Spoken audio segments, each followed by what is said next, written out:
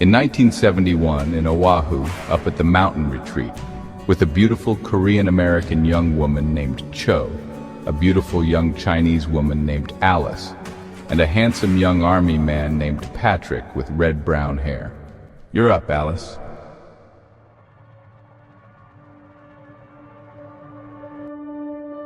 I've come such a long way to be here with you both, but my possibility was there after the beginning, spread all over the place. I'm taking a cosmology course from Professor Victor Stenger, the guy you play tennis with, Patrick, and the midterm is coming, so I'm going to practice for it now, adding some things of my own in some of the items. He's going places. Tell us more of you and us and all. Okay, I'm going to give you a brief history of all history, in which the simplest goes on and upward. The Planck era at 1 × 10⁻⁻43 seconds was the first hint of me as a cyclical compactification or a vacuum fluctuation eruption in an indefinite realm that's as close to nothing as can be, but it can't be a nothing as such, since that would be a definite, whereas the vacuum as the basic something must be fuzzy, uncaused. Motion can't cease. To learn the secrets of what is and ever was, we must brave the crypt and ghost of cause. This quantum foam is ever and always, and has pairs of virtual particles quick appearing and then annihilating and disappearing as noise. They are somethings, as one might call possibility or potential, but are not yet as true, meaningful existence until they become part of an information process and thus persist. This state has always been, and must be, so jot, that this all is ever here to be, since nothing cannot. Here we fathom the cryptic, where only the shade of substance slept with arithmetic. There is a basic lightness of being because anything more would then be of parts, and thus beyond the fundamental arts. Bits of information need to be separated, manifesting by creating a Planck-sized piece of space. We experience their separation as space. The bits can have relative relationships. Time evolves. So, where the causeless reigns supreme, the spark nursed by embers is the first that the universe remembers when it fires toward the other members in a processing way. The opposite twins as virtual pairs rule the causing call, these positives and negatives constituting the all. It proceeds very quickly. At 1 × 10⁻⁻36 seconds, in a gut transition, the strong force separates from the electro-weak force, the strong force providing for stability and the weak force for changeability. Inflation begins as a slow rolling scalar field generates negative pressure, causing an exponential expansion of space-time. The doubling is of a vacuum energy density of 1 × 10⁻73 tons per cubic centimeter. Quantum fluctuations lock in nearly scale invariant 1 × 10⁻⁵ variation in energy density. Here the enigma of the ever-immortal is undone and unloosed through its portal. At 1 × 10⁻34 seconds, inflation quickly ends, the decay of the scalar inflaton field causing reheating. Is this the let there be light moment? No, photons don't exist yet, but other massless vector quanta like left and right weak and BL particles may exist. Things are not well known about this era. I am still a twinkling in the cosmic eye. At 1 × 10⁻34 to 1 × 10⁻8 seconds. In the quark era, there is the quark-gluon plasma, and then quarks and perhaps superparticles dominate matter content.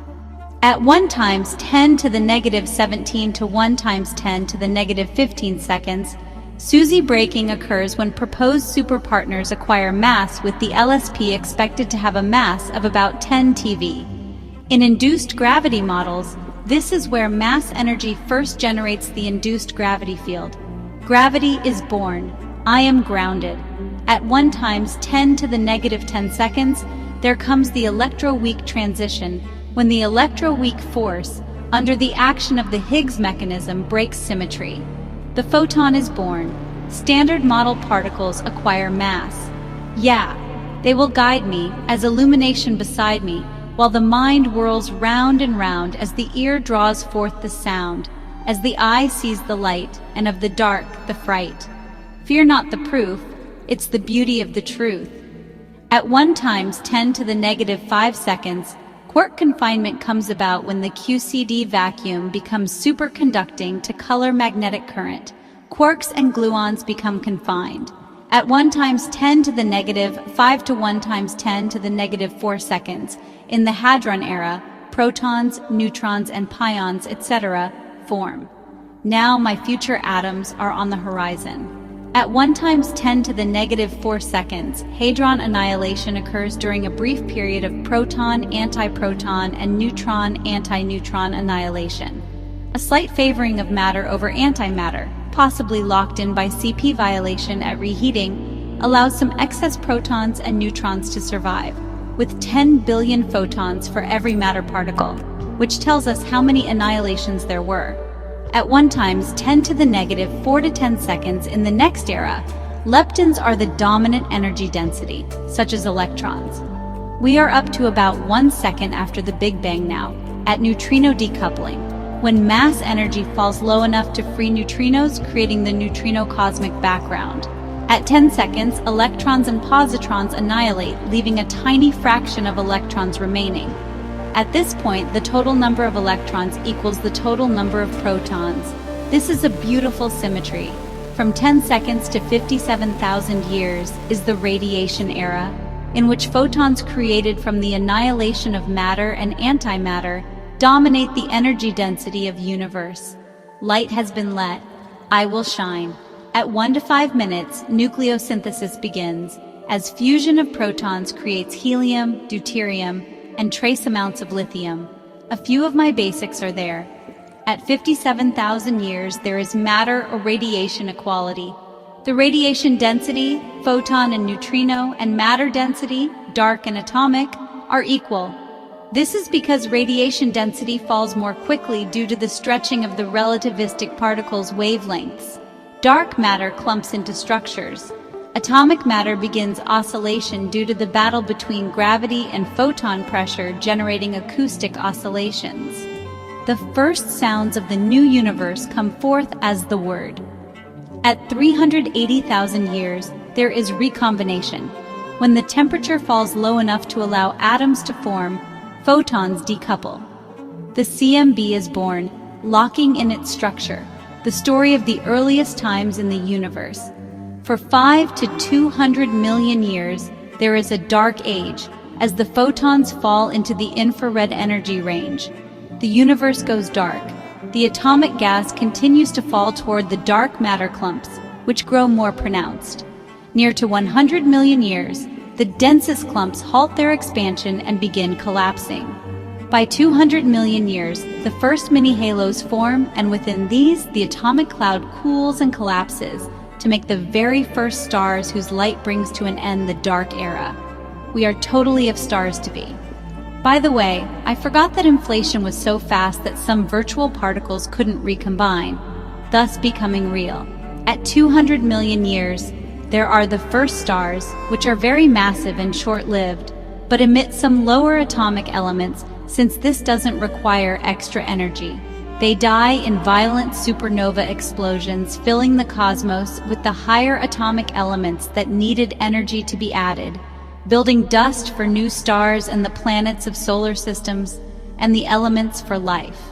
At 200 to 800 million years, there is the epoch of ionization, in which the radiation from the stars and possibly the first quasars ionizes much of the remaining neutral hydrogen and helium. A thin mist returns and partly obscures the CMB, but future low-frequency radio telescopes may be able to see the epoch of ionization. At 1 to 2 billion years, there become infant galaxies as star groups merge. There are frequent collisions of galaxies, high star birth rates, and high supernova rates. Heavy element production changes the pattern of star formation, making them lower mass, less luminous, and longer lived, like second-generation stars of today.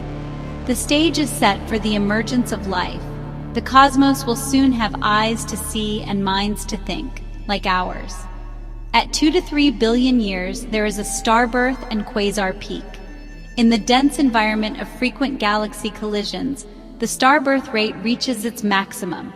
as does the forming and feeding of supermassive black holes as darkling beasts. Abandon hope, all ye who enter there. At 6 billion years, there are the first very rich galaxy clusters, since enough time has elapsed for the densest regions to stop expanding and form these clusters. At 7 billion years, there is decelerated acceleration. The effects of dark energy kick in. The universe once again begins to accelerate its expansion rate, but gentler. At 8 billion years, the first modern spiral galaxies form, although some elliptical galaxies form in the first billion years, but classic spiral galaxies aren't seen until at about 5 billion years. At 9 billion years, there is matter and dark energy equality, since the falling density of matter, both dark and atomic, become equal to that of dark energy.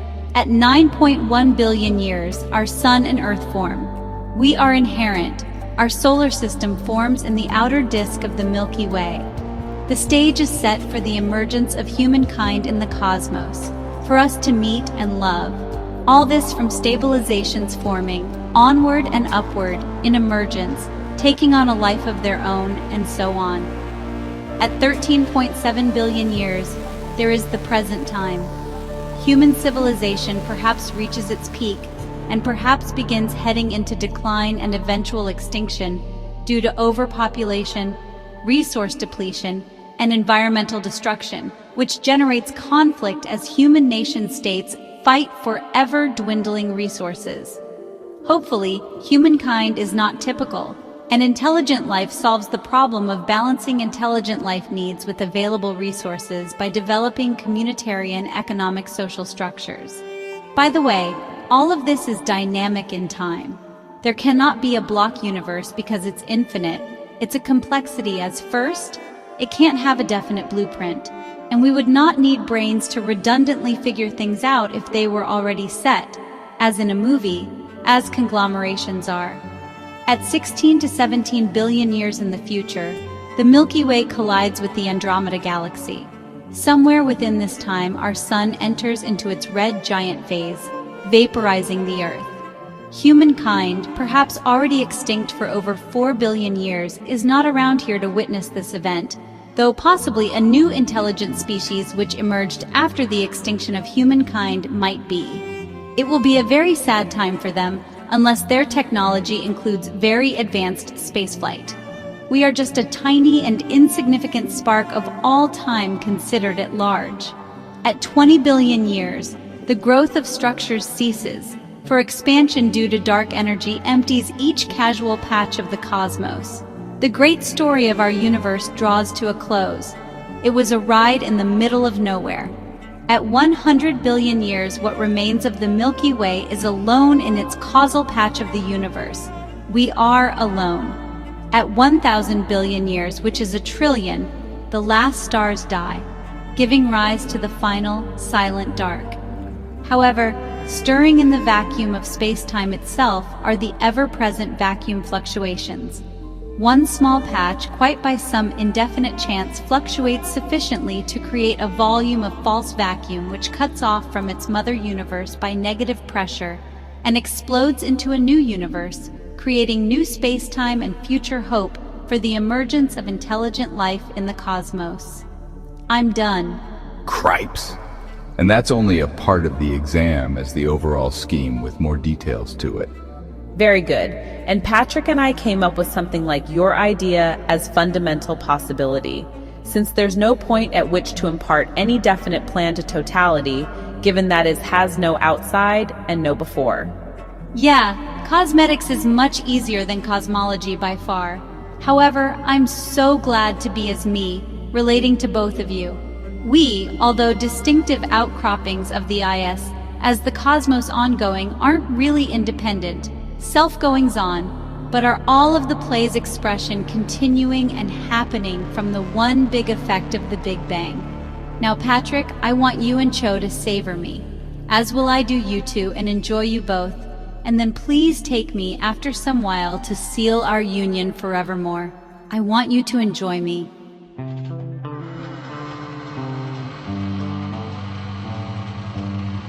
We went over to the cot and then took off all our clothes, flipping them through the air, and then fed our passions in every way under the sun and the stars, from whence cameth all our help, on through the seemingly numbingly slow process of evolution.